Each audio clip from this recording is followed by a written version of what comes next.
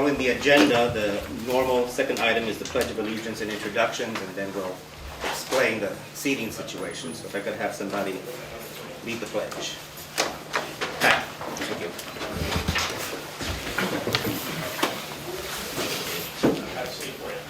I pledge allegiance to the flag of the United States of America and to the republic for which it stands, one nation, under God, indivisible, with liberty and justice for all. Thank you. Okay. Introductions. We have with us Dr. Rocha, the President Superintendent. I think all of the executive committee of the college, or it looks like, just about. We also have representatives from, is it the Courier? Students in the back? Okay. 3 representatives from the Courier. Simon Frazier from the Associated Students. Any other Associated Student representatives? Deborah Contrero from the Classified Senate. Okay. Thank you. We had received a request earlier to move the Academic Senate meeting to Krebling so that we could be taped in there and to allow more participation. Frankly, we just did not make that arrangement in time. I also wanted to get your input, the input of the faculty. But as you can see, we also have a different seating arrangement in the back. So do your best right there. Okay. And again, we will talk about any move toward the end of today's agenda. Yeah. Dan. Ed, we don't have enough room for all the senators here. There's 29 senators. It's do you not just the recommend? people at the table. All right. What would you recommend? I recommend that we put back the chairs that were there all the time, put them back here. I don't know why they were taken out. This is supposed to be an open meeting. Who's closing it off? Did you close it off? Close it off?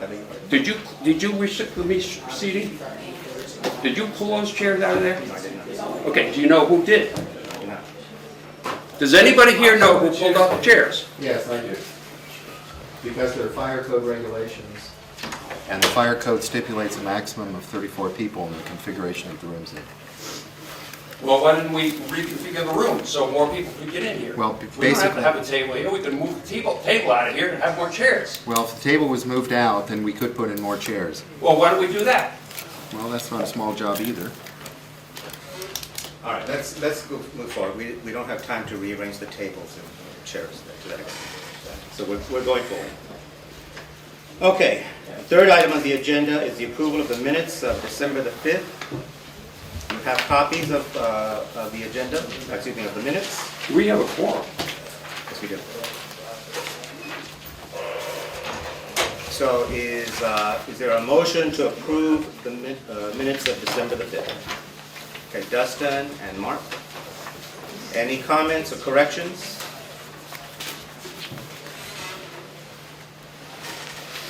Okay. All right. You have a motion to approve the minutes of December the 5th. All in favor, please say aye. Aye. All opposed? Thank you. All right, the fourth item, public comment. Is there anyone who wishes to address the Academic Senate? Simon? Hello everyone, I'm actually going to be stepping out so that the Vice President for Academic Affairs can swap out with me. Apparently we have already reached capacity and the AS can't get in. So I just wanted to say that I understand that the faculty are going to be working very hard this coming semester. Associated Students is hoping to also engage very clearly in making sure that we move forward in the best way for the college, make sure that everyone gets the classes they need and we get it in the best way and that education continues to succeed. So I know I personally am, and I know the Associated Students Executive Board is excited to be working with the Academic Senate and the other shared group, the governance groups on campus and the administration to move forward. And just finally wanted to let you all know that the town hall, the AS is having a town hall this evening. We're asking as many students as can to not only tell us how they feel and give us testimony, but also to start directing us on how they want us to start solving these issues. And that will be tonight at 5 p.m. Please tell your classes, please tell the students that you get involved with, because the more students that we have there, the more feedback we can get and the best plan we can start putting together moving forward. So on that note, I will step on out so that someone else can come in. Simon, just for clarity, is the Associated Students Town Hall, is that what's taking place in the Kremlin? That is what is taking place in the Creveling Lounge at 5 p.m. today. Is there the comment, Andre? I actually don't have a comment, I have a question. Could anybody explain the wisdom behind the new ed code procedure that we are using this semester? It seems to have added additional workload to the deans and is creating unnecessary delays. So I just wonder what justification there is to that new procedure. I'll ask any of the administration who are here who might be able to answer that. Dr. Bell?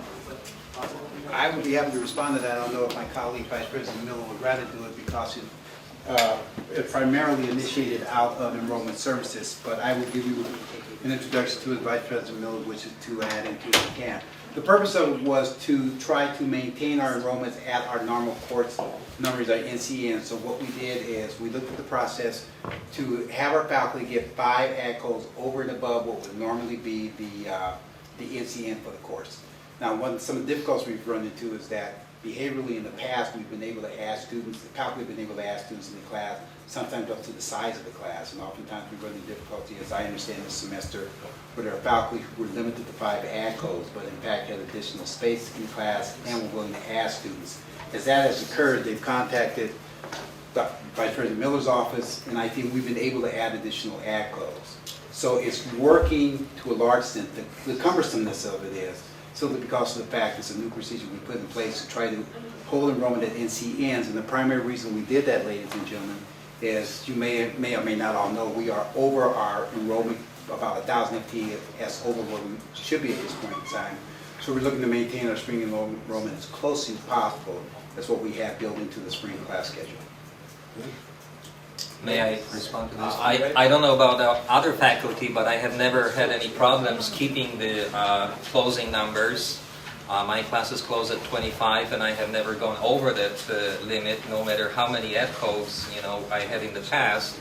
And also, it is inconsistent with the number of students on the wait list. If I have 15 students on the wait list or 10 students, it's possible, maybe not likely, that I may have 10 dropouts or 15 dropouts, and then I may replace those 10 no-shows, and I may have to replace those no-shows with the students who will be on the wait list. So I don't understand why we have this procedure. It's possible that it may happen that I may have a student who will want to add just 1 day or 2 days before the deadline for adding classes, and I may not have an ed code for that student before the deadline.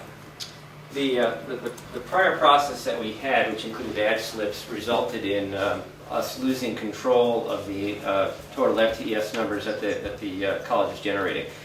So this process, as Dr. Bell commented, basically brought us up to the normal closing number plus 5, with the ability at the end at census to have anywhere from 1 to 5 additional students per section. In a written procedure that was shared with the deans, discussed with the deans about, I'd say 10 days or so before the semester started, the deans were to go back, let their faculty know what the new procedure and policy was. Many of them did that. And then if there were anomalies that popped up, then they were to go to the deans. If the deans were to approve it, immediately the deans were authorized to send a request to MIS to get the additional ad codes. And the only thing we asked them is that they CC Dr. Bell and myself and a couple of others. And if we saw anything that was out of round, so to speak, then we would question it. I will tell you that I myself have reviewed probably upwards of 100 different requests, and in the vast majority of all of them, we've gone ahead and just let the ad codes be provided, additional ad codes of 1 to 5, usually in that range. When I've seen some that are in the 10 or 20 that seemed a little bit large, then I would contact the dean, and the dean would give me the reason why, and then in most of those cases, we let it go because there were good reasons to do that. So basically what we've done is we put a process in place temporarily to get better control over what we're doing. When our new administrative information system comes into play here in the next 12 to 24 months, hopefully 12 to 18 months, we'll have a much better, much more locked down system. Now, when this is all said and done, we're going to have a post-mortem on this. within the Educational Services Office. Then we're going to sit with the deans and say, okay, this is what we've learned from this process. What have you learned from this process? And hopefully as we go forward into the summer to next fall, we'll make even adjustments to this plan. It's not perfect, we understand that, but we're running about 1,000 FTES over right now, and we've just got to make sure that we don't further exacerbate that situation. Two things I want to say. One is that what you say is not quite correct, because I was told that if we have 30 students, a student has to drop before you can add one. Don't know about that. The procedure is pretty clear. That's the procedure we have. The second point is that I just spoke to my dean about 10 minutes ago before this meeting started, and he told me that the only additions you guys approve are of people who are veterans for some other reason, but not for ordinary. So I asked him to add 1 or 2 students for a class I have after a parallel class was canceled, and he said no additions because of the administration. So I don't know why you have this incompatibility. Well, again, we'll be talking with the deans. I know Dr. Bell is going to be some information, but that's not necessarily the case, Locknet. I don't know about that. And as far as the ad code and the wait list situation, not sure, because actually it was in a conversation 7:45 or whatever it was Friday night with our MIS people, and they indicated that that was not the case. But again, our MIS system is not the best, as we all know. It's 20-something years old, and we've got issues with it, and this is part of the problem, which is why we're replacing it. No, I'm not saying that the old system was great.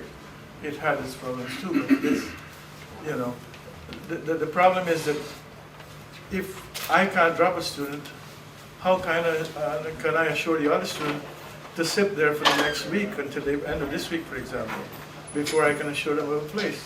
And if another student does not disappear, why should the student come in and sit? I think what you can assure your student, whoever sits there by the time the paperwork catches up, is that the NCN is whatever the NCN is.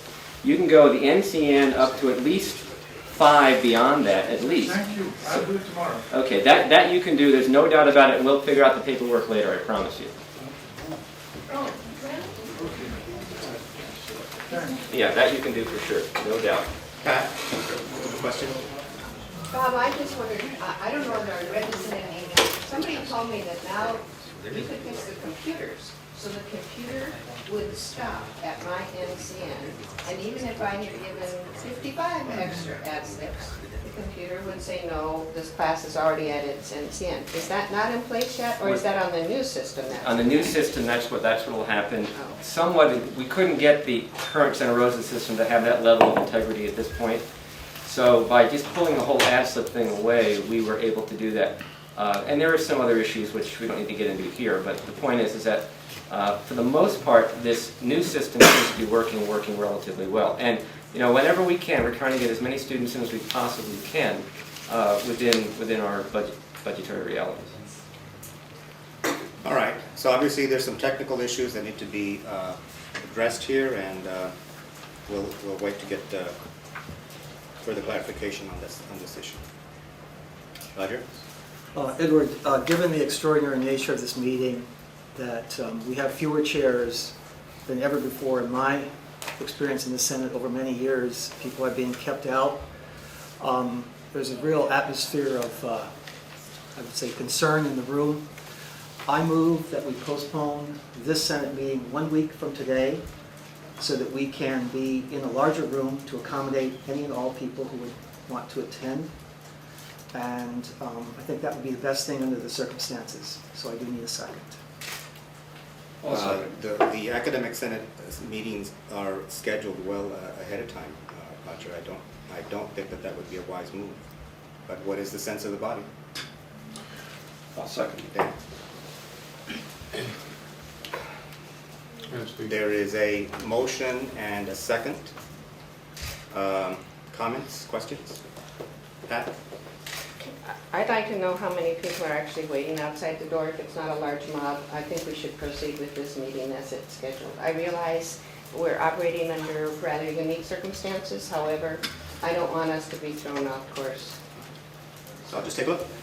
Any other comments, questions? Yeah, can I ask why all of a sudden we got 3 security officers out there and we're doing this? You can. Did you hear about the Board of Trustees meeting this past week? One faculty person wait. No, there were several turned away. Okay. Yeah, there were several when I was out there. I waited around. Well, there's nobody now.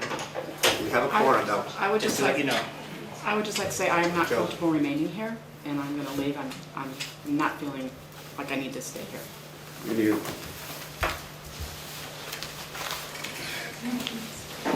there be a vote? Any other on comments the, or questions? Well,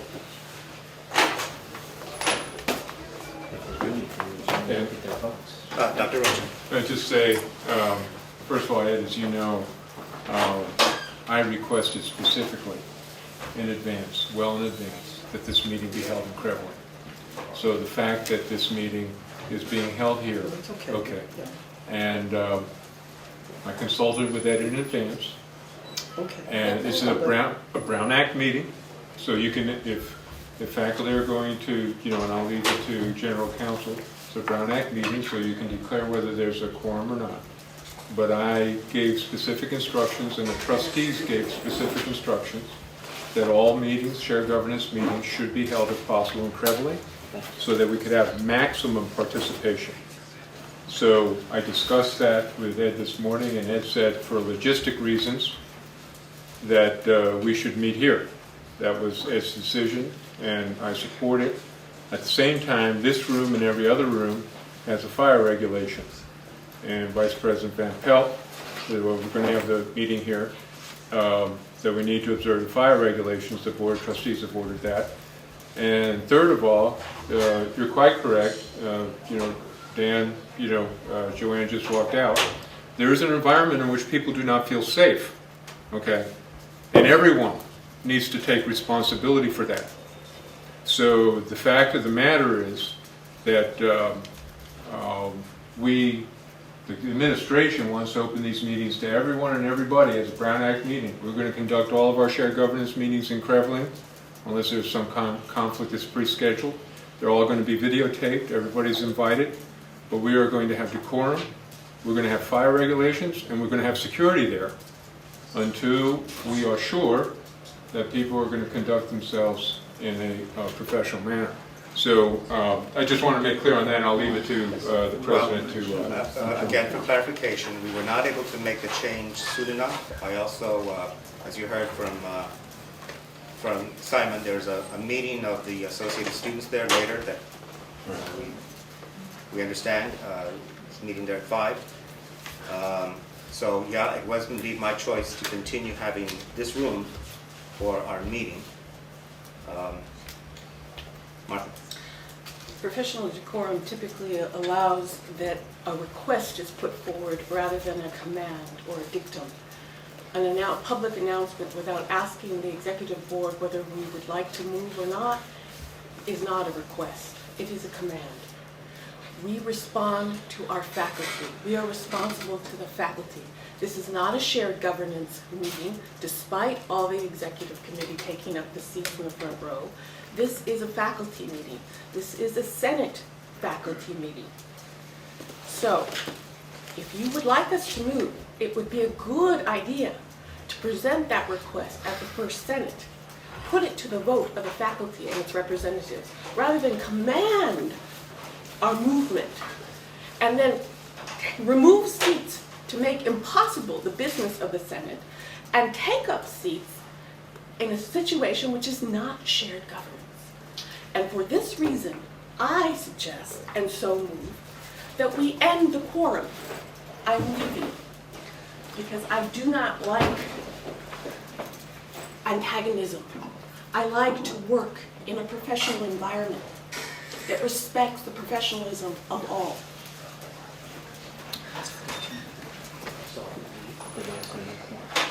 Excuse me, we count. 1, 2, 3.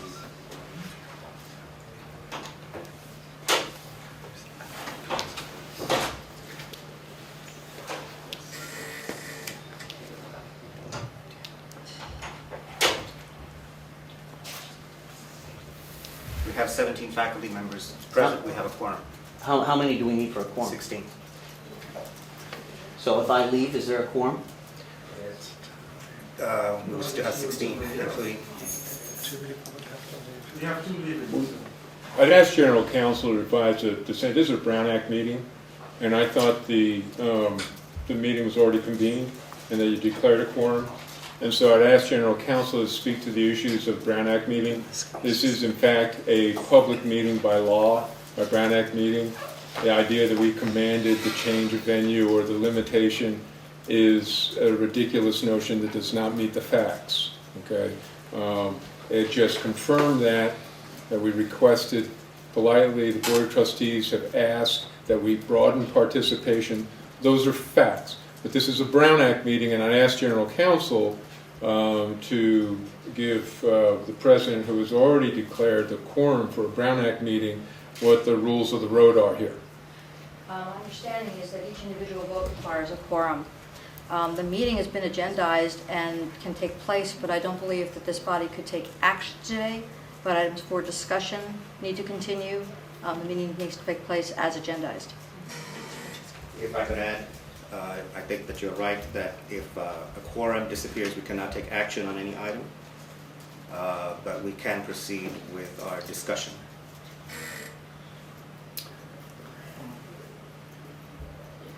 Is there any further comment? So what is the number that are here and what is the number needed for? We got counted 17 faculty members. And 16 is needed. Okay.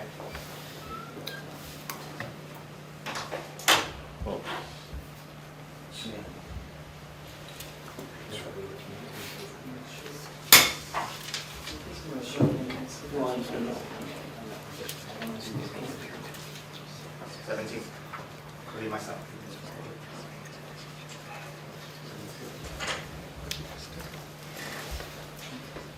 All right. Where were we? Well, I think there's a motion. There's a motion. Could you repeat the motion? I'm sorry. Well, I just simply move that we meet 1 week from today in a room that can accommodate full participation. I don't know if Krevlin is the only room on campus, but I assume that's where we would go. And if I may comment, I would recommend that we continue. Unfortunately, the Senate meetings have been scheduled for the entire semester.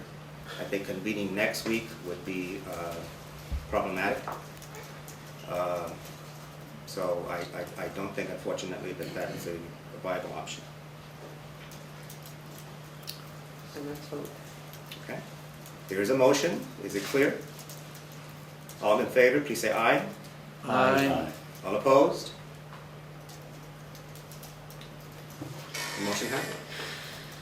The meeting is adjourned. As General Counsel, by motion, you have an agendized meeting. Yeah, Mr. Martinez, I actually don't believe that action is appropriate under the Brown Act.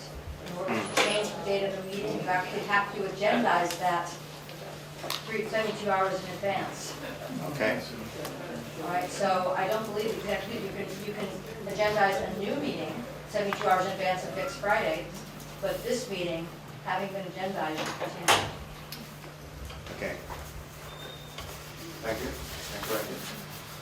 And again, let me count.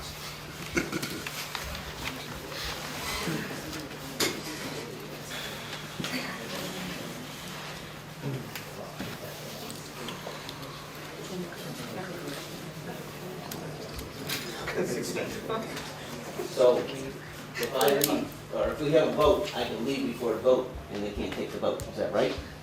If you leave, we lose in a quorum. That's all. And so we would not take a vote, but we would continue with our discussion. Is that correct, Council? Yes. If you have a quorum, you can take action. Without a quorum, you continue your discussion, but action cannot be taken. Thank you. All right. Thank you.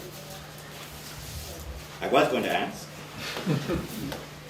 that we proceed down to the information items, that we modify the agenda to the first information item, which is on the budget situation and section cuts.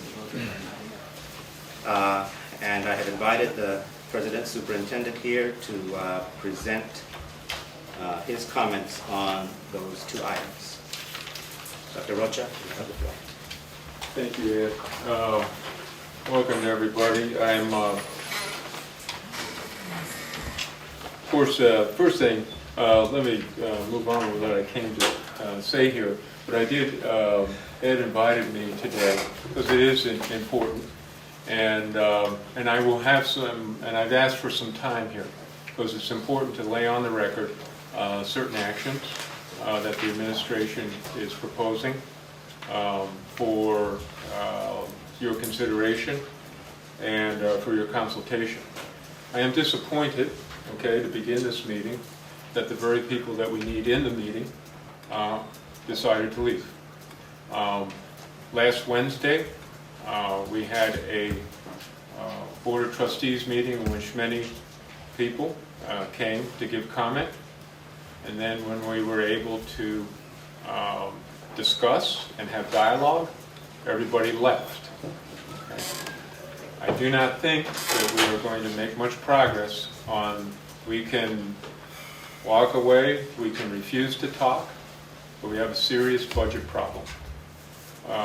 There is no serious person, there is no reasonable person anywhere who can doubt that we have a budget problem, that we have a budget crisis, that this budget crisis has been long brewing and long reported by me.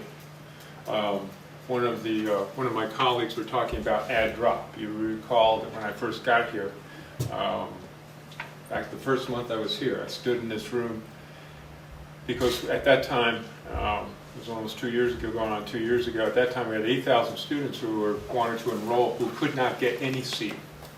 And I asked faculty at that time to add to room size, increase the size of classes, add to room size. I did that as an open consultation. That proposal was turned back, and the reason why we're here today getting these questions about ad drop is because what we instead decided to do was go through a long, extensive process of debating NCNs and normal closure numbers and room size and so on and so forth. And now here we are, where many students came to the Board of Trustees on Wednesday and said, why can't you add to room size? The administration proposed this 16 months ago. Now, clearly we are running into a problem, a serious problem, because we no longer have the tape and the Band-Aids to keep our administrative services, so keep our computer system going. So Dr. Bell and Mr. Miller will continue to work on this. I asked them to work together with you and quickly. One of the things I would ask, and I'm going to announce it here, is in the special session for students that begins on March 26th, that we do get together with the Senate and consult on what is the best way to do ad drop for the special session, moving forward, and in the fall. Okay, this has been a difficult week and a difficult situation, but we can fix it moving forward. All right, and we all want what's best for the students. But my question first, my question in the middle, my question at the last is that when are we going to talk?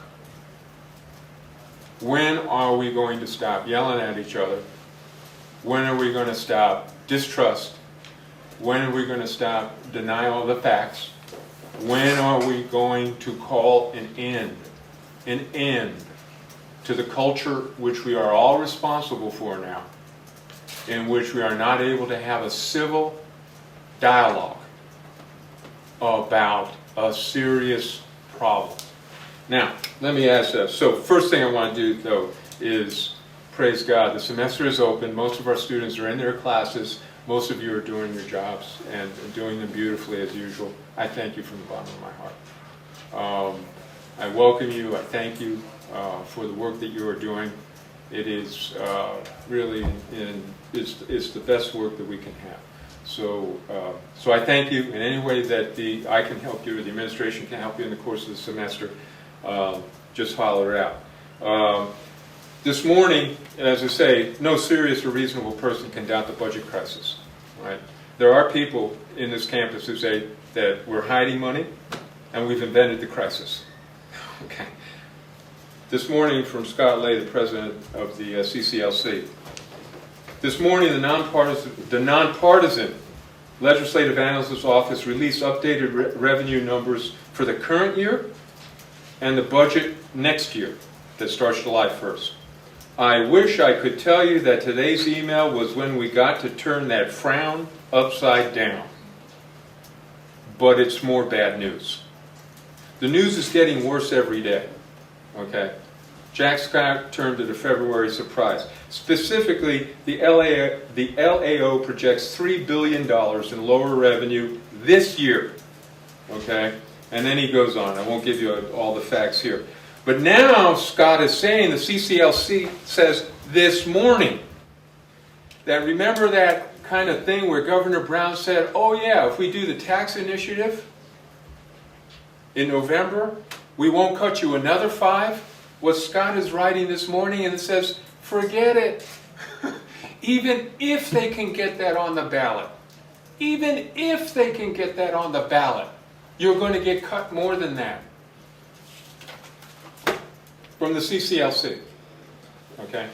I'd ask you to distribute my budget message that I issued on February 14th, now 2 weeks ago. Okay?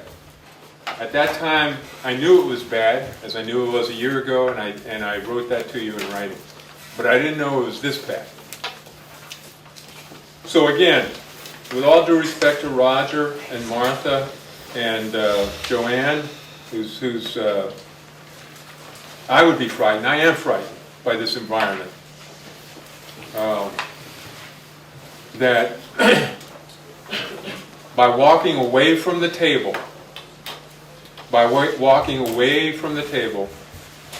we are denying our human responsibility. Forget our shared governance responsibility. Our human responsibility to deal with the reality of a serious situation that I have been calling to our attention for well over a year. So I have a document to read from because last Wednesday when we had a Board of Trustees meeting and some of the same kind of stuff happened, and so on, and people yelling and shouting, and that's not all well and good, by the way, okay, because that has to stop. The Board of Trustees went on and did business, and we read out a number of actions, but none of the people who came to protest stayed behind to listen and to enter into dialogue. We heard a couple of good-hearted students who stayed behind and told us about the ad drop situation. And we respected that input, and we're going to act on that input. But I want to read from this and make sure this goes for the record. We are all heartbroken at the sudden and devastating budget cuts that have come from the state of California. Our Chancellor Jack Scott himself has termed this a February surprise amounting to a cut of $2.8 million to PCC right now. The difficulty this causes for students, staff, and faculty is real and deeply felt. We must continue to fight together to change the state's funding priorities so that community colleges are properly and fully funded. This fight must continue while we also deal realistically with the budget crisis we face now. I therefore ask the College Council, comprised of faculty, staff, and students, to convene on February 29, 2012 and add this to its agenda. To develop a recommendation for an emergency plan of public advocacy that may include travel to Sacramento for upcoming Board of Governors meetings, to join in the march on the Capitol in Sacramento. We must have maximum and united effort to join with Chancellor Scott in the effort to roll back the recent cuts. Moreover, I ask the College Council to review the proposed resolution of the Community College League of California in support of the November tax initiative, and then to bring forward an endorsement recommendation to the Board of Trustees for action on March 7th. I also request that the College Council develop a special community-wide advocacy plan for a fall campaign in support of the tax initiative. By all of us investing in energy and working together to pass the tax initiative, we can avoid a further budget cut of $5 million to PCC for next year. And I am going to ask General Counsel to look at this thing of throwing a motion on the table, acting on it right then and there, because I'm not even sure you can do that in the Brown Act. I know we can't do that in the Board of Trustees, that you can't just bring up new business that is not noticed. This motion is irregular. It was not noticed. That's correct. Okay? That's correct. And so the entire college did not have an opportunity to weigh in on it. That is a violation of the Brown Act. Okay? and you would have every right to call the Board of Trustees on it. Now, that's not to say that others would, feeling unsafe shouldn't leave, okay? But that motion was irregular. We have to start the rule of law, and the Brown Act is the law of the state of California, okay? Now, the other thing is, because we do not have a quorum, we do have a quorum. What I'm saying is that we could not, that you could have the action of placing on your agenda for the next meeting, now that you have a quorum, whether the Senate endorses the CCLC tax initiative. That would be a good thing, to know that the Senate, the voice of the faculty, endorses this. Now, you couldn't vote on it today because you'd have to notice it, right? But you could place it on the agenda for a future meeting.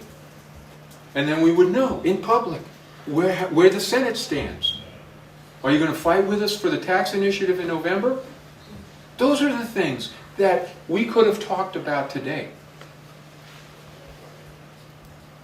Okay. I don't want to read every word of this. It's in front of you. I asked you to read it. I submit every word of it for the record. But let me go over it in detail. And if any of you don't have a copy, I'd ask you to, distribute copies to everybody back there. I'm announcing a special new graduation fund. Okay? Students have to come first. Although the budget realities and fiscal realities require that from now on our enrollment will not exceed our enrollment funding, we must maintain our current commitments to our current students. So today I'm announcing a special new graduation fund. This graduation fund will be based on the goals of the state's recently approved Student Success Task Force and our own approved Educational Master Plan, both of which place the primary emphasis on graduation. Dr. Bob Bell has established a new Spring Forward special session, 12-week class session that begins on March 26th, this March 26th, expressly for the purpose to make sure that any student who needs a class to graduate or transfer this spring or summer gets it. I am asking Executive Director of the Foundation, Bobby Abram, to create immediately a campaign to raise money for this fund so that we can offer additional high-demand classes for students who need them to graduate. These funds will be placed in a lockbox for all to see and administered only by the Vice President of Instruction. Only Dr. Bell, our Vice President of Instruction, will have the authority to approve classes that are funded out of the graduation fund. To endow this fund right now for the immediate benefit of students, I am further announcing the following steps. 1. Spring break campus shutdown. We will shut down the campus entirely during spring break, April 16th to 22nd, except for essential police and facilities personnel. This will produce a savings in utilities and operating costs of about $25,000. These savings will go into the graduation fund for more classes for students. I will seek, at this time, no furloughs for faculty or staff during this closure, nor at this time will I ask staff to take vacation during this closure. Okay? You're all sent home so that we can turn the lights off and save a little bit of money that we can put in the graduation fund. Superintendent President spring break furlough donation. During this week, like all of you, I will take a week away in what will essentially be a week-long furlough, or a salary reduction of about 2% of my pay.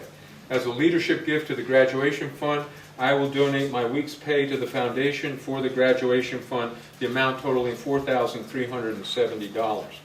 The executive committee, those who are here, the executive committee also will make leadership gifts equivalent to 2 days' pay, and will add approximately another $8,000 to the graduation fund. And here I want to thank my colleagues who are in the room and for stepping up to help fund more classes for students. I am privileged to work with a great team: Bobby Abram, Bob Bell, Dwayne Cable, Gail Cooper, Ben Lostramato, Bob Miller, and Rick Van Pelt. To you all, I say thank you. Management Association donations to the graduation fund.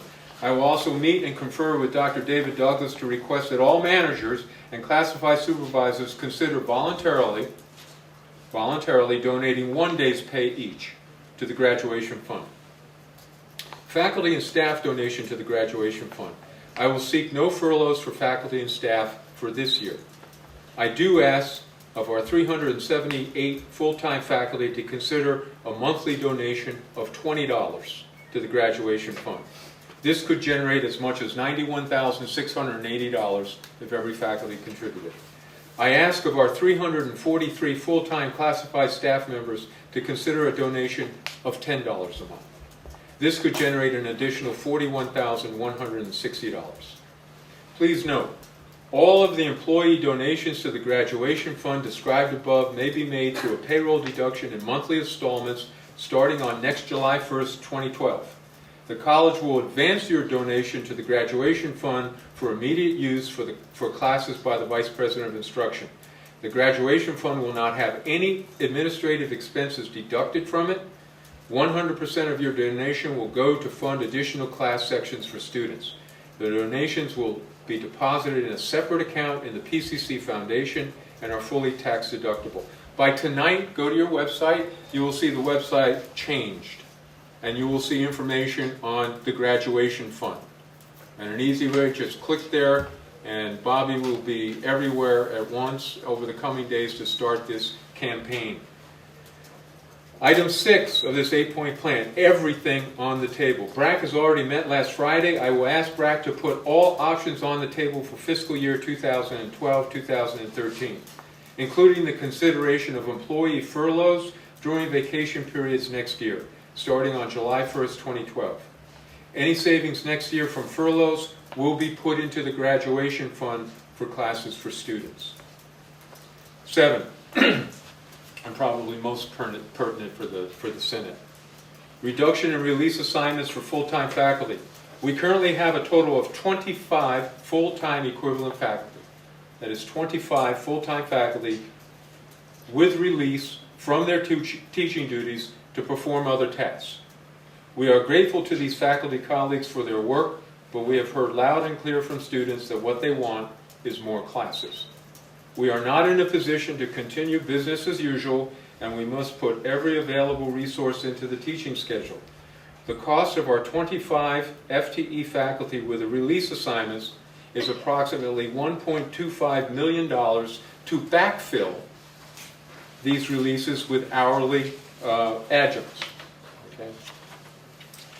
With hourly faculty.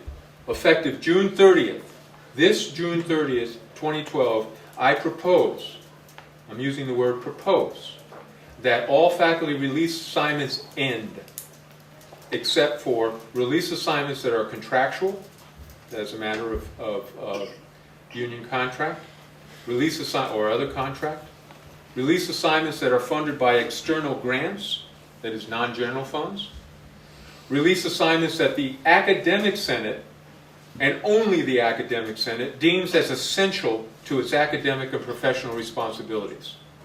The Academic Senate, under state law AB 1725, represents the faculty in all academic and professional matters. I would like you to get together, look at the list, everybody on the list, and to bring forward a recommendation of what release time you consider, the Senate considers essential for academic and professional matters under the Senate's purview. And I'd like this recommendation as soon as possible. Okay. All other discretionary reassignments will end without exception. In cases where release assignments were for administrative and related non-teaching duties, these responsibilities will be redistributed to existing executives and managers. The savings from all release assignment reductions could approach $300,000 or more, and every penny of the savings will go into the graduation fund. Now here I want to make another note. I want to thank Ed Martinez, President of the Academic Senate, for at the last board meeting, okay, Ed stepped up without being asked for already voluntarily reducing his own release time and restricting Senate travel. Ed is a true servant leader. We asked the Senate to consider that the savings from Ed's actions be put into the graduation fund. That's another action for you to consider and take, because you could put it into the scholarship fund, or you can put it into the graduation fund. Okay? And we were not hearing, although scholarships are important, we were not hearing from students on Wednesday, give us more scholarships. We were hearing, give us more classes. Okay? The total estimate of all these actions could approach $1 million. If we took all these actions, $1 million. It costs, give or take, give or take, about $5,000 per class section to hire a qualified adjunct faculty member. This means that for every $1 million in the graduation fund, we could offer an additional 200 class sections that are not funded by our state enrollment funding. Every penny of these savings described above will go into the graduation fund to schedule more urgently needed sections that students need for graduation and workforce certificate completion. It's not a complete solution, but it's a good start, and most importantly, it gives our students hope that they will graduate. Finally, as I said before, I'm requesting that the Budget Resource and Allocation Committee meet at noon. It already met last noon, okay? Nobody was there. Okay, I mean, the committee was there, okay? If you want to weigh in, come to the table. And I'm not talking, the present company accepted. You're here, you're going. If you want to weigh in, if the students want to weigh in, if the faculty want to weigh in, if the teachers union, the faculty association wants to weigh in, come to the budget meeting. All of the recommendations on this year's budget and next year's budget will come through BRAC. And I will ask the committee to return quickly a recommendation for the cut of $2.8 million and how to meet the $5 million minimum cut, not including the great news we got this morning, scheduled for next year.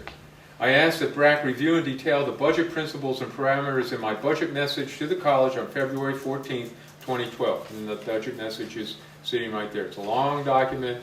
Please read it. It goes over chapter and verse of how we got here. Okay, the biggest thing there, I have a whole page on why all of a sudden. Okay, it's not all of a sudden. No one who looks at the facts thinks that this budget thing, we just woke up last week and decided to cut classes. Okay, we've been cutting classes for well over a year, as well you know, because of the budget crisis that I described to you a year ago in writing. Okay. Now, the fact that the state, okay, is making it even harder on us is not something that any of us expected. But we've got to deal with it, and we can. In the interest of transparency, absolute transparency, I am asking that BRAC meetings, as well as all shared governance meetings, this is a shared governance meeting. It's written into the trustees' policy. For anybody to say this is not a shared governance meeting, is a shared governance meeting must be videotaped and transcribed in real time and posted on the college website. If you want to know what happened in a budget meeting, it'll be on the website tonight. This meeting, it'll be on the website. Okay? We want to have everything, the trustees want to have everything open, transparent, and recorded. So there can't be any question. Because one of the problems that we're having in this shared governance is we keep on questioning each other's veracity. We don't, the administration doesn't, but it's constantly, we're spinning our wheels and saying, well, this said that, no, this is that. Come on. Okay, and our hope rests in facing reality and working together. Our hope does rest in concerted action, and our hope rests in our own hands. And I thank each one of you for answering this call. Last thing I'd like to say with just a moment. And I did want to say a couple of things that I'll be saying in my message, because I've gotten many questions from you. I've gotten many questions from community members, many questions from staff. Okay. First of all, I am asking, have we seen this movie before? Okay. This movie of, well, there's a cut, there's not like that, and so on and so forth, and people get upset and they walk away, they protest and so on. But, as I say in my message later, I'm a movie buff. Last night, The Artist won the Academy Awards. I don't know if you saw the movie. Okay, it's about an actor who was a silent film star, and he was unable to accept 20th century technology, that the talkies were coming. Okay. No matter how much we want to say no, it must be hidden. We don't want to accept reality. Okay, the talkies are coming. the budget reality has hit us and hit us hard. And we have been delayed together, and we are all responsible for it, the day of reckoning, which has now come. Now that does not have to be, that's going to be a difficult thing, but that does not have to tear us down, because there are many people in the room who are building a whole new college, and we're not giving enough attention to that. I did want to make a point about the salary disclosure. All the information, not just the salaries, but all the information about the salary disclosure will be up on the website, including the lawful responses to public records requests that show that the administration did not produce this information voluntarily. Believe me, I understand what it's like to have your whole personal life laid out on the web, okay? It's no fun. I want you to know that I did not intend this, we did not intend this, but this was a matter of compliance with the law from a newspaper in the Bay Area that's complying a national database of public employee salaries in the state of California. And California Aware, you may be aware of them. California Watch, you may be aware of them. Was that the one that our colleague who passed away was the head of? Rich McKee? Yeah, McKee. I don't know. And I think Rich was head of one of those, and requested the information, and requested it by employee, by name, by category, by salary, by W-2, by salary. And we will have up on the website the documents from those two requests that shows that this was requested by them. Okay. But here's what the effect of it is, and here's what I want to work with you on. Many have commented to me that, wow, that's not a very well-designed system. Where's the logic in that system? Okay. And one of the things I think that any reasonable person looking at it, and I begrudge no one their salaries, at all, but that was a system that was designed many years ago before we met our current circumstances. That compensation system does not fit our present circumstances. So we need to work together to design a new one that will not injure people, but give them a basis for moving forward and actually incentivizing good behaviors. Because we do not think a system that forces faculty to teach 20 classes a year, and you can see the various, you can see that we don't seem to have a clear logic as to what kind of work, what's the pay, and so on. That's a hard, long process, and much of that is going to be taken care of with our negotiations. We hold our hand out to the Faculty Association, the Teachers Union, and we will meet with them regularly this spring as we move forward with the negotiations for a new contract. ISSUE's contract is not up, but Ben Lastimado will be working with them. We need to work together to get this right, because certainly the community's response has been that we need to design a better system that reflects the current realities. So I just wanted to let you know about that. And finally, my last note is and I'm going to say this, okay. We need to work together to change this culture. It is absolutely legitimate to have vigorous disagreement over policy, absolutely legitimate to challenge authority and to challenge an administration.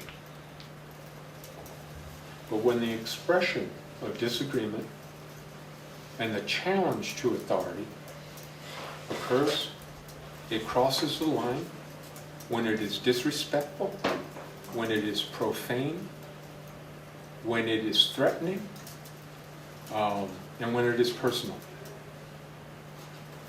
There is no one, including me, in my administration, and the trustees, who has any problem with the most vigorous opposition to the policies, to the content.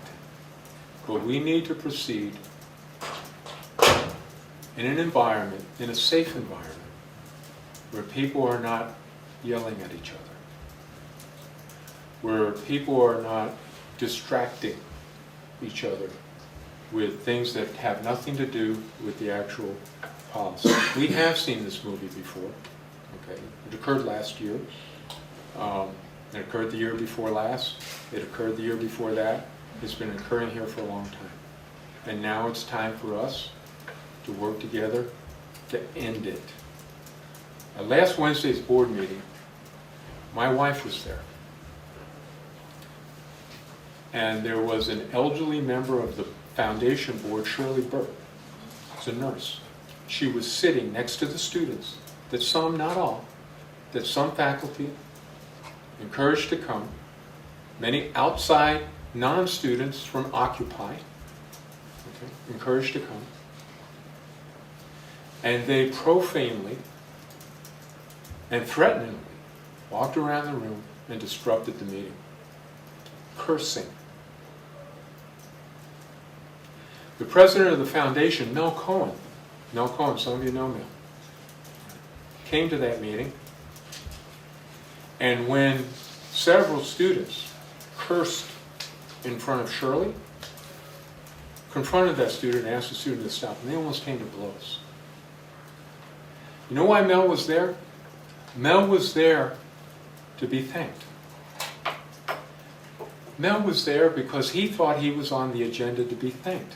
Because that night, we did manage to show the pictures of the first students on a study abroad program went to Beijing, China. You know how they got there? Mel and the foundation donated almost $12,000 so that the students could, because it was expensive, more expensive than normal. Okay. Last year, Mel and the foundation raised almost $5 million for student scholarships. Some of the students who came out to protest are on foundation scholarships. He came to be thanked, but instead he was cursed at. There is nothing in an academic culture that warrants that kind of behavior. And the continuing kind of thing that doesn't even get us to the table today to have a dialogue about, you know what? The truck backed up with less money than we thought. What are we going to do together in a way that makes it safe for everybody? Okay. So I ask for your help in moving forward in a healthy way. I pledge to, and I've approved so far the 10 new hires moving forward. That's on the table to be cut, because everything's got to be on the table. There's nothing off the table now, okay? But what I'm going to ask BRAC to do, all right, one of the principles and one of the reasons why we're in this ditch is because, remember the CERP salary savings from the retirements last year? We had a lot of people retiring. We did pull over last year, because we thought last year was going to be the end of it. Yuck, yuck. We did pull over the CERP savings to cover most of the holes in the budget. Not all, but most. And actually, those savings were intended to do just that, to bring in new faculty. So we hired 25 new faculty off that CERP savings. That's an unreported fact. The CERP, we hired 25 new faculty this year. Now, this year, we've got approvals for 10. But that's a very expensive thing that the budget actually would ask us normally to pull those approvals back off. Okay? But I'm going to ask BRAC to look at a series of policies. We have another CERP coming up, so that if BRAC makes a recommendation that we can, if you will, borrow from the CERP savings that we anticipate, I'm open to moving forward with those 10 positions. But then, of course, which is fine, but that's why I'd ask your support of BRAC. There's no easy decisions here anymore. If BRAC decides okay, we'll pull over a little bit of search savings to save these 10 positions. You know what 10 positions are? It's $1 million, right? Salaries and benefits, it's $1 million. All right? If BRAC does that, which they might, and I'd be open to that, then $1 million gets shorted someplace else. Right? But that's why the most important thing is for us to get together and decide our priorities. Okay?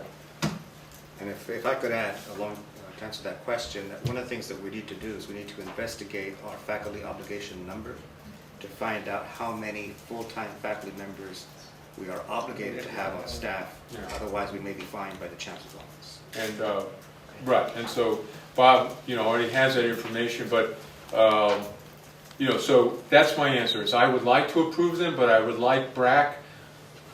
We cannot approve expense without a revenue source. Okay, so I think BRAC could identify one, but that'll make the cut situation a little bit harder. But it's up to us to see if that's our top priority for next year. So I'm open to that. Are there other questions or comments? How could there be?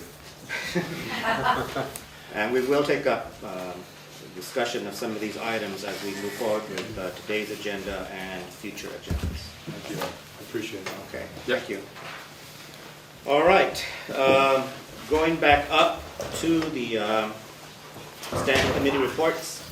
The first item is Planning and Priorities Committee. It says report from Senate representatives. That should be actually Matt Jordan and Lynn Wright, who will briefly bring us up to date on the task team works and task team's work and implications for the Planning and Priorities Committee. Come on. Hi. Hi. So the task teams met several times over the winter. Your team met rather frequently, right? Task team 2 corresponded via email, and then we met about 2 weeks ago. And Lynn and I had been in conversation and also in conversation with the task team members, and we agreed that we have completed a significant amount of our initial research, and we are ready to come together to present that research to each other, to have a discussion about it, and to determine what the immediate next steps would be. And so we've scheduled that meeting on March 19th, and we are inviting the executive team and also the Planning and Priorities Committee to come and observe the meeting so they can take part and start to learn all of the information that we've gathered, give them a context and a background for our thinking. Thank you. Questions? And the meeting is open not just to the members of the Planning and Priorities Committee, but to the entire campus. We have not discussed that. No? We had, I think in our discussion, we've been thinking about it for Planning and Priorities and the executive team. I mean, we're open to enter into discussion. We had talked about video recording it for distribution to the campus community. My only concern with that is that this is the first time for the task teams to get together.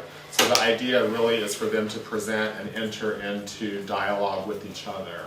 It's not an opportunity at this point for widespread questions. Okay, so again, it would be just observation of the dialogue among the task teams and the progress that has been made so far. Okay. There's another meeting that was supposed to be scheduled to formally present our findings to Planning and Priorities, which again, I think is an open meeting, but we haven't shared our own ideas yet. Which is what that meeting was for. We just felt that there's a lot to learn, and while we were exposing all of that, it would be better if more people could hear it, as we were sharing among each other, among ourselves. Okay. Any comments or questions for Matt and Lynn? No? Okay. Thank you so much. Thank you. All right. On the agenda then, we have a report from the Enrollment Management Committee. I co-chair that along with Bob Miller. In fact, we met just earlier today to discuss our work, but Bob now will give you a presentation on some statistics that he shared with the committee. May have a few more minutes, we're waiting for the projector to warm up. Oh, okay. You skipped me. Yes, you skipped You past. skipped me.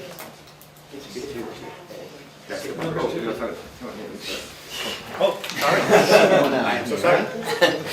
Never want to skip that.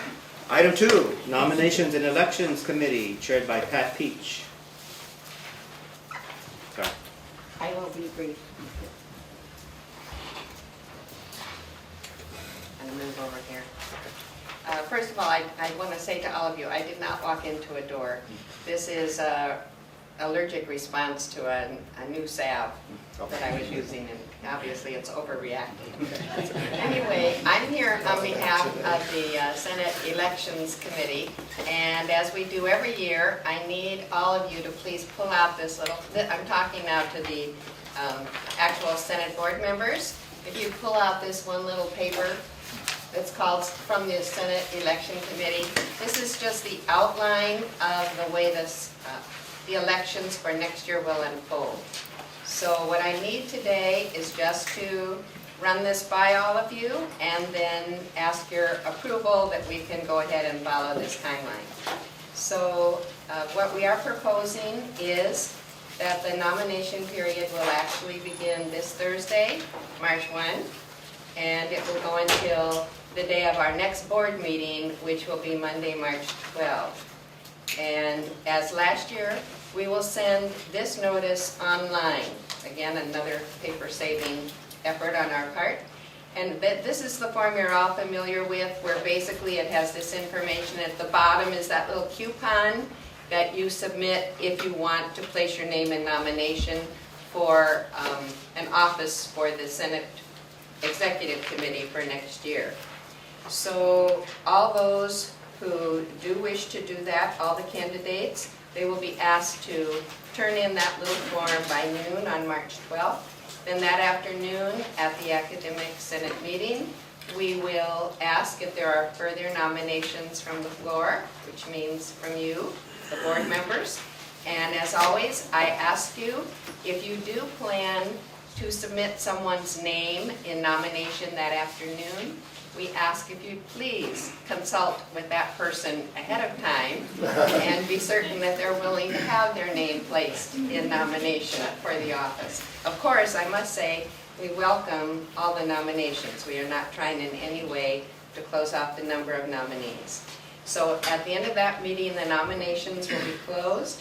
Then we give the candidates a few days if they wish to prepare and submit a statement. The statement cannot exceed 1 page in length.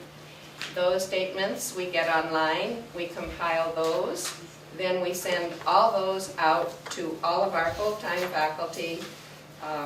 Those will be out by Wednesday, the 21st of March, and then we will send you, as we did last year, the ballot, the official ballot on paper. And we are still committed to doing that because we want to make sure that we have protected the voting process. So those ballots then will be due on Tuesday, April 3rd, and then that will give the committee enough time for counting and being ready to report the results so that we will all know who the new, hopefully not new, but the officers will be for next year. And also it helps if we do it that soon, because then the officers have an opportunity, if how many we're able to fund, I know we're offering to cut back, but for at least some representative to attend the statewide meeting, which will be this spring. So that's the reason why the timeline is laid out the way it is. Are there any questions about any of the dates or anything that the committee is suggesting here? Then I don't think we really need a formal motion, but could I just ask by a show of hands, how many agree with this timeline that we are presenting? How many of the board members agree? Okay, thank you. I think that's clearly a majority. Just for clarity, these are the same process in essence that we've had for the Yes, this is, many in years. essence, this is very much the No same change. process we've been following now for several years. Okay. Okay, thank you very much. Thank you. All right. Item 3, the Enrollment Management Committee. Now it's your turn. Thank you. Okay, so I'm going to quickly present the same presentation that we gave to the Board of Trustees at last Wednesday night's meeting. By way of information for the Academic Senate, we're going to add a little more information today based upon some new data that's come in. This may be familiar to some of you. It's our 6-year overview of the credit sections in FTES dating back from 2006-2007. And we've just recently pulled this projected sections line off because it really doesn't matter any longer. But just so you can see a couple of things I want to point out. First of all, the chart is divided by year. This is our summer intersession, fall, winter, spring, and the total number of sections offered. This was our FTES at census, and this is actually the line that talks about the funded FTES that we received from the state. And the FTES per section basically means that for every single FTES, which Dr. Van Pelt is worth 46, what's the number? 4,654 per full-time student. 4,654 per full-time student. So FTES per section averages here at PCC about 3.86. We generated FTES per section, generated $4,600 per section. So you'll note that we are projected to be over about 955 FTES this year, and that's part of our challenge to try to get that number. A college is deemed to be healthy, quote unquote, if it is 1% to 2% over its funded FTES. So that's kind of what we try to target for. Sometimes we do a little less and sometimes we do more, but that's our issue. So in any event, we projected a total of 5,230 sections this year. We ended with 5,334, so 104 over. Most of those over are sections that were funded by the F1 Visa International student revenue. Most of those sections were funded that way. Many of those additional sections we were able to put local students into because you don't always fill an F1 Visa class with all international. ESL you typically do it. Most other classes it's usually 30, 40, 50% of the F1 and the balance would be local students. And those local students have the advantage of that based upon the tuition that the international students paid, and I believe they pay $218 per unit right now is what they pay. So that's kind of our reality. Now, going forward, we know that going forward, that 19,634.21 number is going to be reduced by 1,150. By the way, this breaks all PowerPoint rules because it's very wordy, but I wanted to make sure that the detail was really there. Based on projected 1,150 FTES reduction for 12-13, we know that our workload reduction, assuming the governor's ballot initiative does not pass, and from what Dr. Rocha said to us, that may not make any difference even if it does pass. But we know we're going to be reduced by 1,150 FTES. Now, we thought that equaled about 350 to 400 sections that we had to reduce in 12-13. In fact, that number is a little bit larger, and I'll explain that to you in a second. So the number of sections offered needs to be commensurate with the funding that we receive. In other words, the money that comes in, the money that goes out has to equal. So we can no longer afford to mount sections beyond our funded FTES workload allocation. So that's sort of a strategic enrollment management premise, if you will. Now, in order to achieve that, we're going to make some changes in terms of how we approach our scheduling, and those changes are going to be made by the divisions in consultation with their faculty. We will no longer roll over schedules. In other words, we will no longer roll over fall to fall, spring to spring, summer to summer, winter to winter. We will be much more strategic about how we are allocating those resources. And we will allocate those resources on the basis of two principal strategies. One being the so-called completion agenda. In other words, mounting as many sections as we can that help students to complete by way of degrees, transfers, certificates, or actually to get jobs. And the faculty and the deans know best what that means. In addition to that, we are going to take a long, hard look at student course-taking behavior data.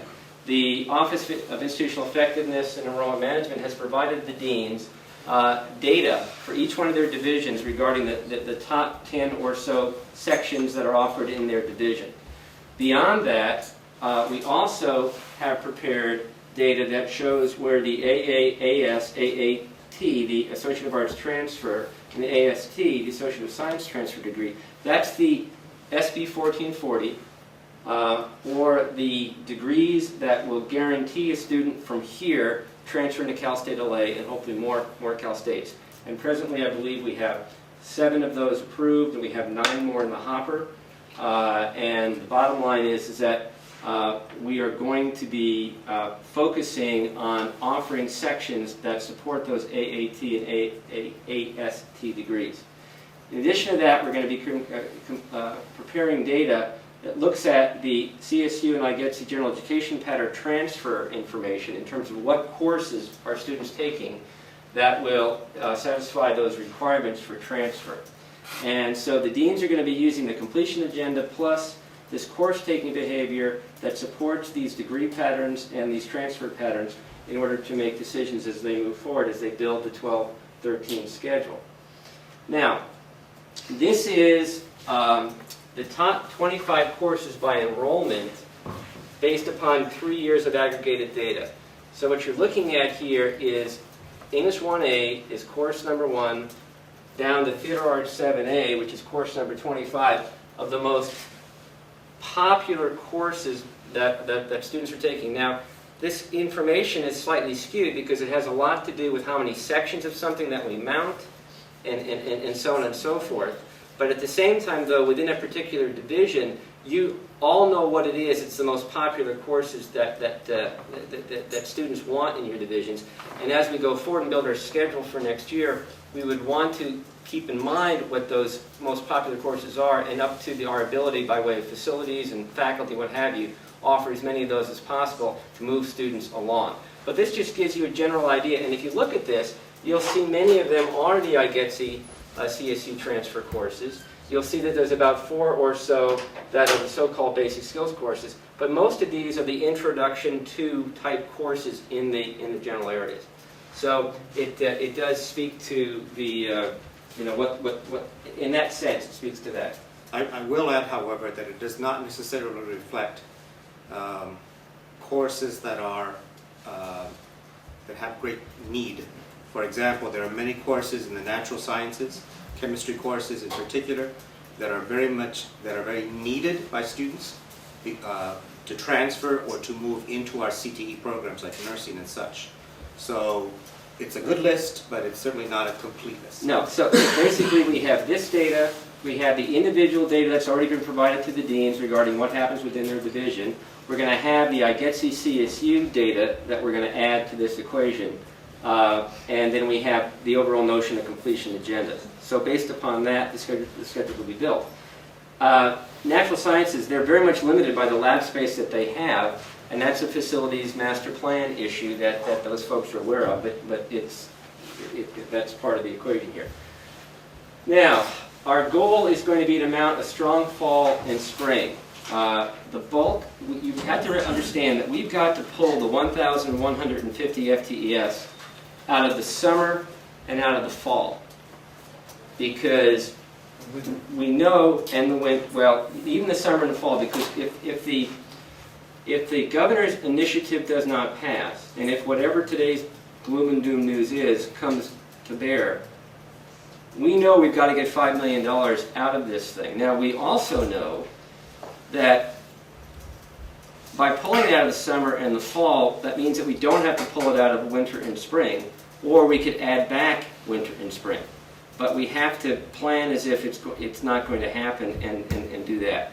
So the concept is we would pull it out of the winter and spring. Now, to give you an idea, our current sections this year, we mounted 5,334 sections in 11-12. In order to remove the 1,150 FTES, that brings us down to 4,788 sections. So that's a net reduction of 546.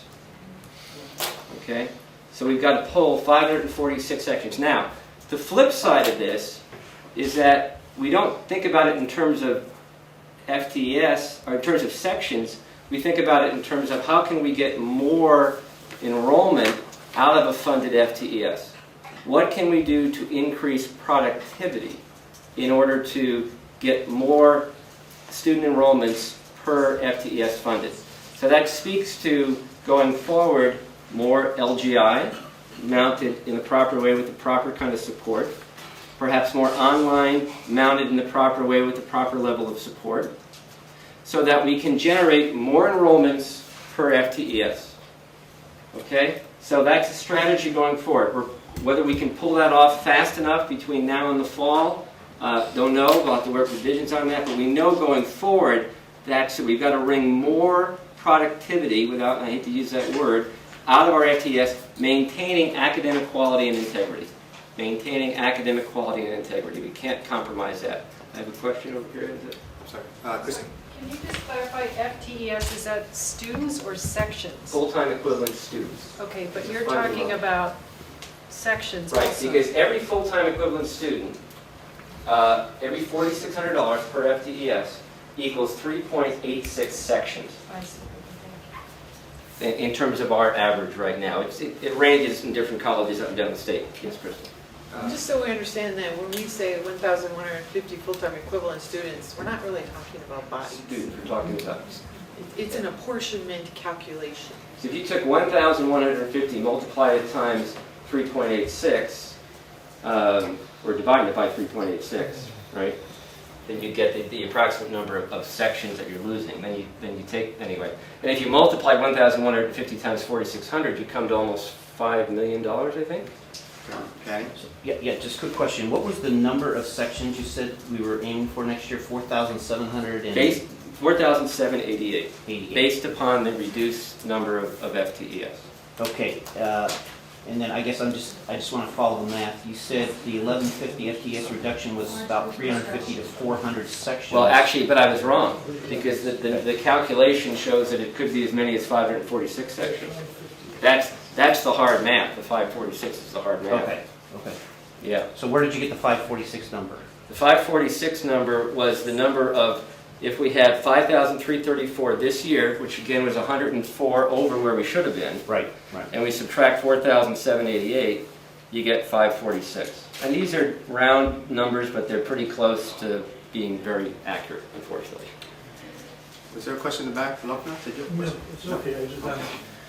All right. Thanks. Okay, so we're going to mount a strong fall and spring. The deans are going to work in close consultation with the Ed Services Office, the Enrollment Management Committee, the Planning Priorities Committee, and BRAC to develop the summer and fall schedule to absorb what we had in 350 to 400 section. Now, we may be able to stick with that number, because if the President's Graduation Fund initiative works, and we know it will, we'll be able to fund additional sections with that revenue. Each one of our sections costs us on average of about a little over $5,000. So for every $5,000 that ends up in the President's Graduation Fund, we can add a section. We can pay for a section. So that's where the extra sections will come from. So anyway, Dr. Bell, the deans, etc., we're going to work on this together. Should the initiative pass, the college will work to build majority sections back into the winter and spring. But again, who knows where that is? That was a week ago. Who knows where we're going to be this year? And then, last but not least, and this don't hardly pay any attention to it, other than to say, this is the top 50 courses, and I think the break-even point was Theater Arts 7A. Notice that it's relatively even from 25 to 50 or 26 to 50. What's that number way at the end? Math, 8. We don't offer it. Well, the past 3 years. Again, this is an aggregate of the last 3 years. So that's what that is. So anyway, How long has it been going? 2 or 3 years. Well, It somehow crept in. It's all right. It's don't know how we it's can a little go further. back and check it, but that's what came out of our MIS system.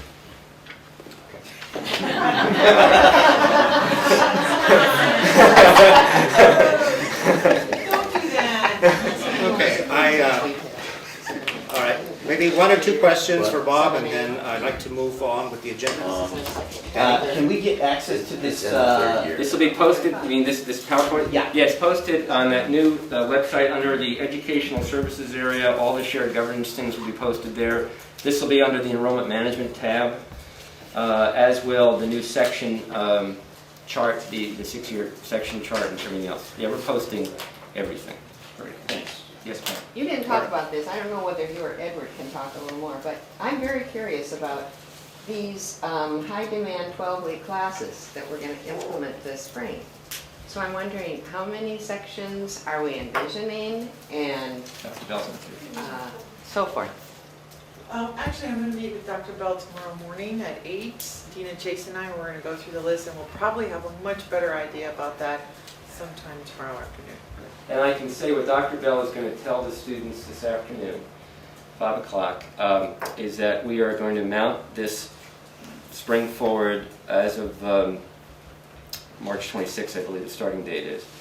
It's going to be designed to try to make whole those students, those 428 students who are impacted by those 45 section drop, those that are near completion, so we can get them out of here by the end of spring or the end of summer, if you will, but definitely by the hopefully the end of spring. We're going to start with that group.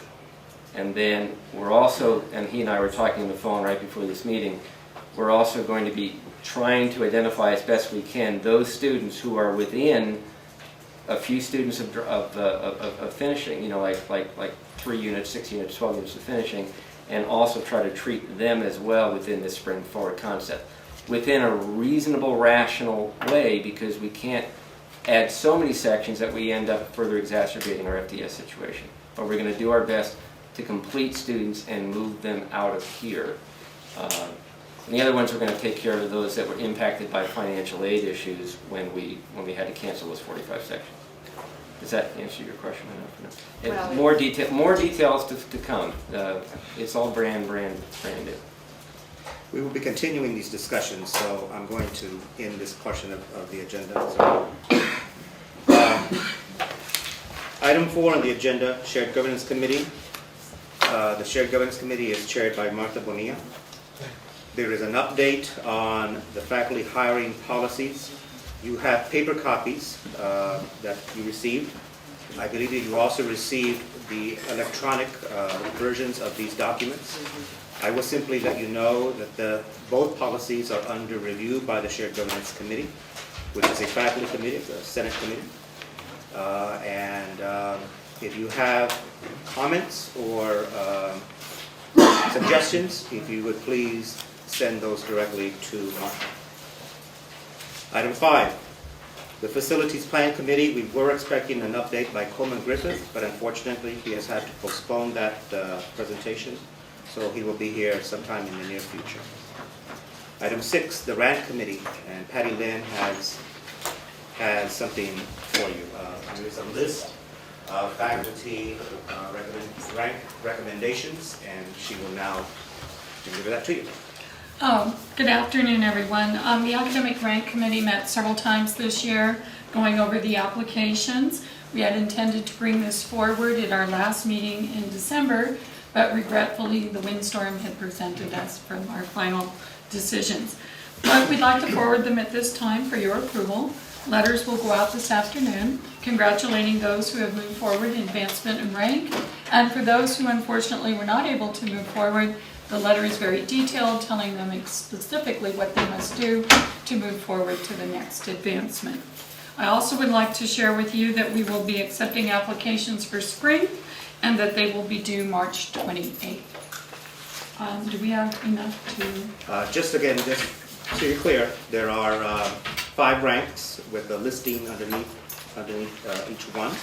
Professor, assistant professor, associate professor, professor emeritus, and adjunct associate professor. Okay. Any questions? We had scheduled, or we had originally thought that this would be presented at our last meeting of the fall, but as Patty explained, we were not able to do that because of the wind. Today's wind, notwithstanding. I'm asking that we suspend the rules. We normally don't vote on this when it is presented. We would have had the first presentation in December, and followed up with your vote today. But again, because of some timing issues, we do need a vote to move this forward. So I'm asking that we suspend our normal rules and proceed with approval of this recommendation from the rank committee today. Yes, we can do that. Do we have any questions about the process? Very well, then is there a motion to approve the rank changes from the rank committee? And suspend the rules. And to suspend the rules, okay? Mark, it's a motion, and Dustin seconded. Okay, any further discussion or questions? All in favor, please say aye. Aye. All opposed? Thank you so much, Patty. Thank you very I want much. to thank Patty and all of the rank committee for their hard work on this process. Okay, then we come to the executive committee recommendations. There are 3 items: to ratify the appointment of James Aragon to serve on the the hiring committee for the police chief, appoint Keith Overlander to the facilities planning committee, and appoint Karen Carlisi to CASP. Are there any, is there a motion? Fred? I move we approve numbers 1 through 3. Very good. Is there a second? Mark seconds. Okay, so there's a motion to approve all 3. Is there a comment or question, Pat? I'm curious about the wording. 2 and 3 look very familiar. We're appointing, etc. But 1, why is this one different and we're ratifying the appointment? Have we already appointed Jim Zaragon to that meeting? To that committee? That hiring committee met early in the winter intersession.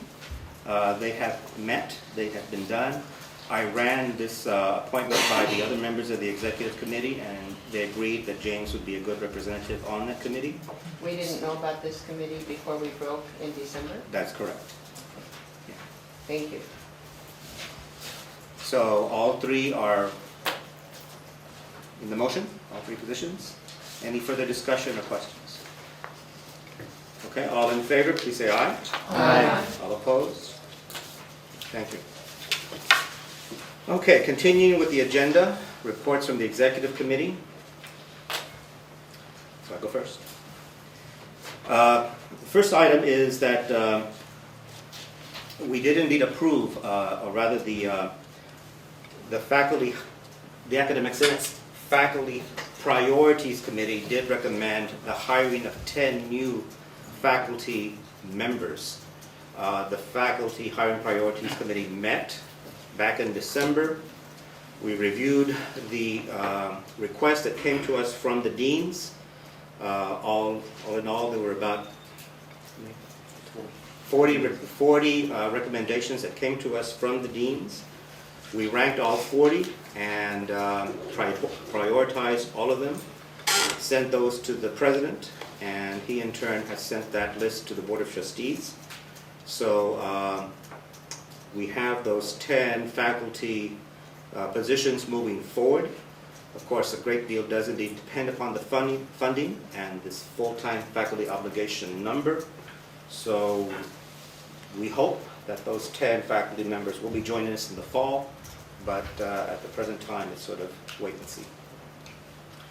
At a recent board meeting, the revised policy 4060 on the associate's degree was approved. You may recall that back in the fall, we did approve a change to that associate degree policy. Basically, we amended the policy to include a provision to make it easier for veterans and active duty military personnel to qualify for residency when they apply for the degree. At the January 18th meeting, the following topics were discussed by the Board of Trustees. There was a discussion of the Student Success Task Force recommendations. We heard about those recommendations rather extensively. And as you may know, Dr. Jeanette Mann was a member of the Student Success Task Force. So I have invited her to come to the Academic Senate Board meeting at our next gathering, I believe on the 12th. And she will discuss her role on the task force and answer questions that you might have about how those recommendations were developed and their implications for us. Dwayne Cable, who is here with us now, the VP of Information Technology, presented an update on issues, limitations presented by our current systems. We won't go into details about those right now. He identified priorities for the Information Technology Department. He presented a timeline and an estimate, correct me if I'm wrong, that it will cost approximately $11 million to bring PCC to the forefront in technology over the course of several years? Yes. Okay, many years, not just 1 year. And I will ask Dwayne to come and give us that formal presentation at our next meeting, also on the 12th. Dina Chase presented the latest information on transfers to UCs, Cal States, and independent schools. It was a very good, very thorough report. And again, I've asked her to come to us in the near future to share that information with us. And finally, at that meeting on January the 18th, the Board of Trustees approved sabbatical leaves for 10 faculty members for 2012-2013. At the last Board of Trustees meeting on Wednesday, that was the 22nd of February, there was extensive discussion about the budget and section cuts. I won't go into all those details. You've been hearing about that. Dr. Rocha also presented his perspective on those issues. I will simply add that while I understand the concerns about section cuts and the budget situation, personally, I was disappointed that the majority of students left after expressing their outrage, and so too did the majority of faculty who were there at the beginning. I think that I was the only faculty member in the room when the Board of Trustees members finally had a chance to respond. And I want to add, I think I have to agree with Dr. Rocha, that dialogue, which is the essence of shared governance, is more than just presenting a list of demands. It necessitates active listening. And to listen, you have to be there. So I have to critique those, again, who engage only in the first part of that dialogue. Again, you need to be there, you need to participate. We all need to listen to each other. At that same meeting, Dr. Rick Van Pelt presented the process by which BRAC, that's the Budget and Resource Allocation Committee, will examine the college's budget for 2012 and 13 and how we might prepare for serious anticipated cuts. And as Dr. Rocha says, all options are open for discussion, and those discussions will be taking place at the BRAC meetings. The first one was last Friday at 12. The next one is this Friday, and I think every Friday from now on for a good long time. And they are held in the Krevling, and your participation is welcome. Finally, yes. I don't think we're meeting this Friday because there was we're skipping this one Friday. So. Thank you so much. Yeah. Okay. Finally, you have received information from the Nominations and Elections Committee about the upcoming election of Senate officers for next year. And I have decided, just to let you know, that I will not seek re-election as Senate President. That concludes my remarks. Dustin. Good afternoon, everybody, and I want to express my regret at that decision. I was here. In my report, I have two items that I wanted to bring to your attention. I did attend the Board of Trustees meeting on December 14th, and the main item that I think that I wanted to let you know, the board elected their three main officers for the coming year. The president now is Jeff Baum, the vice president is John Martin, and the clerk is Anthony Fellow. So they were elected during that meeting. Also, you may have received an email from me over the last few days. I sent it to all faculty, both adjunct and full-time, about the assessment of the general education outcome number 1, communication. I did get a lot of response, and we in the committee are very happy at the amount of response that we've already gotten. I'm trying to get back to everybody one at a time, but it is a lot of email to go through. It's going forward this term, and each division is doing it in a slightly different way. So what I do when I get an email from an individual is I direct you to the person who's the representative for your area, if I know who that is. And if no one is that person, you can contact me directly, and I'll work out a way that you can get involved. But if you're interested in helping us in this very important project for accreditation, again, you can contact me or Rita Gonzalez, who are sort of in charge of running it this coming year at the macro level. And again, just so you know, this is one of the requirements of accreditation, that we go on a 5-year cycle evaluating our general education outcomes. So we're on the first one, which is communication. And thank you. Dustin, can I ask you, is your goal to get at least one person from each division? Each general education division, yes, and we already have a representative from every general education division. Thank you. Thank you. There is no secretary's report. Let the record reflect that. And no treasurer's report. Let the record reflect that as well. Going to the information items, we have already dealt with item 1, the budget situation and cuts. Item 2, the realignment initiative is really tied to the Planning and Priorities Committee, and we have heard from the representatives of the 2 task teams. Can I ask So, a question? yes, Do you think Pat. that is that still very much alive, that whole thing about trying to reorganize the division? I know we haven't heard much about it in recent weeks, and I'm just wondering, is it still something on the front burner, or is it? I think Or that does anybody- that discussion is actively being engaged in by the 2 task teams. Yes, I'm sure. But I don't know if the leaders would like to comment on that. Lynn? Oh, the task teams are, yes, we are continuing to talk about it. We are proceeding as though it's still on the table. I can't speak for the executive committee. I'm sorry, what was the question? Realignment. The realignment The initiative. whole thing about reorganizing divisions and doing away with our gains and all that. Well, ones are in the fall. The discussion is still ongoing in terms of how we're going to, so what Lynn said is essentially the same position the executive committee has. Thank you. Thank you. Anela? I was going to say, it's clearly still an important part, because the president put it in this budget report, that whether or not the decision is ready to go, we need to make a decision soon, because it's going to be affecting the budget, so it's very much alive. The third item under information, you have a memo, you have a paper copy. This is to all of you on the Academic Senate Board from the Academic Senate Executive Committee. You know, we have been discussing the budget situation and our part in the budget situation. And so we are proposing these savings measures on the part of the Academic Senate. And this memo simply says, in light of the dire situation of the state budget and in the spirit of expressing our own willingness to share the burden of PCC's difficult financial situation, the Senate Executive Committee recommends the following measures. Number 1, limit the number of participants in this spring's statewide Academic Senate plenary session to 1 funded delegate or representative. And 2, that we cancel this year's end-of-year Senate breakfast with money from that fund to be redirected to the Senate Scholarship Fund, and include a request that the Scholarship Committee consider awarding scholarships to students continuing at PCC as well as to transfer students.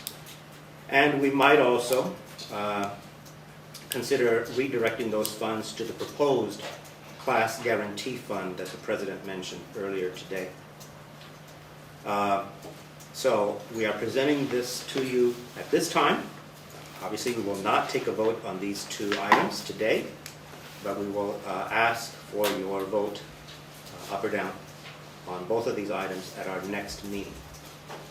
And then just as a symbolic gesture, you please note the last item, the current Academic Senate President has voluntarily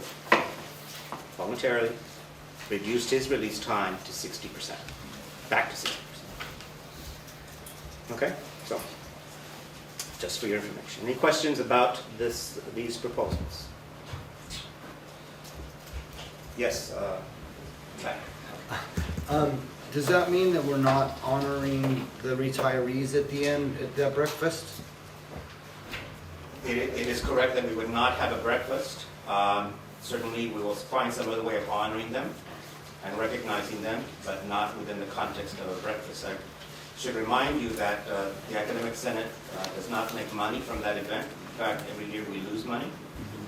And I would suggest that we have more serious concerns than organizing a Senate breakfast. Sure.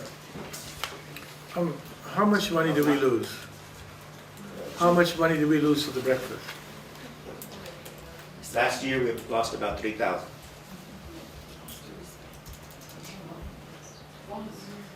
Again, remember, last year, it was $15 a person, I think, something like that. That doesn't cover the cost, even though we know that there were some concerns about the food last year. How many people attend the breakfast?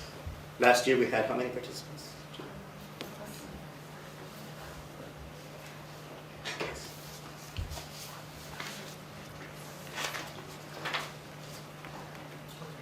We had about 170 paying guests, but then we also had the retirees and other folks who do not pay. Well, can you increase it per guest, $10 per guest, and you're only going to lose $1,000, That's certainly an option on the table right now, but I would let you know that we have had vigorous opposition to doing that in the past. Okay. All right, any questions about this initiative? Okay, and last but not least, Crystal Colross is going to give us information about a report sent to ACCJC on distance education. Yes, thank you very much. I think there's been some confusion about this report. It's called I'm only going to say this word once because it hurts me, substantive change proposal. We'll just call it the sub-change. I think some people thought that this was a plan. Well, it's not really a plan. It's actually an accounting of what we're currently doing and how we're supporting it. So what we had to provide the commission, because for some of our courses and our programs, our educational programs, were 50% or more online, or close to being 50% or more online, we had to provide them that information, what those programs and courses were, and then how we were supporting the students who were taking the online programs. So how we determined this, and actually President Martinez sat with me one day as I did this, is that we went through the catalog and I circled within every general education program, within every certificate, how many of those courses were approved to be taught online. Now, it's not necessary that they were being taught online, but they have been approved to be taught online and thus needed to be included in the sub-change proposal. So if you go, I wrote a little article for the Pulse, if you want to check it out, where I talk about a sub-change proposal and why we had to write it. Particularly, we received a recommendation on this in our site visit from accreditation in 2009, where they said you need to submit a sub-change proposal for your distance education programs. At the time, we were placed on warning, and you cannot submit a sub-change proposal when you are on sanction from the accrediting commission. Oh, this is complicated. So we had to wait to get off warning. Once we were off warning, we began the process of writing this proposal. I did not write it alone. I wrote it with Leslie Terapelli. There's the proposal is posted online along with all of our appendices and everything that we referenced in the document. So please take the time to read it. And just so you know, there's another one that'll be coming up. We are going to write another sub-change proposal this time in regards to our health sciences programs that we have moved over to the CEC. So this is nothing magical, it's just us accounting for what we're currently doing and letting the commission know what we're doing. As Ed always points out to me, it's more about potential is what we put in here and not necessarily saying that we have to do it. It's just telling the commission what we're currently doing and how we're supporting it. Any questions?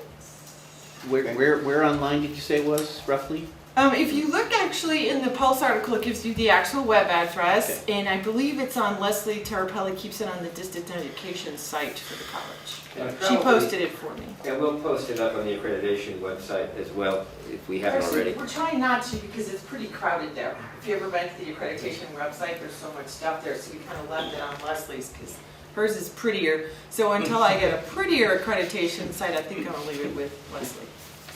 All right, thanks. Any other questions or observations? Please read it. It's a fantastic document, chock full of fun information. It's a good read late at night. It is not fun. Krista?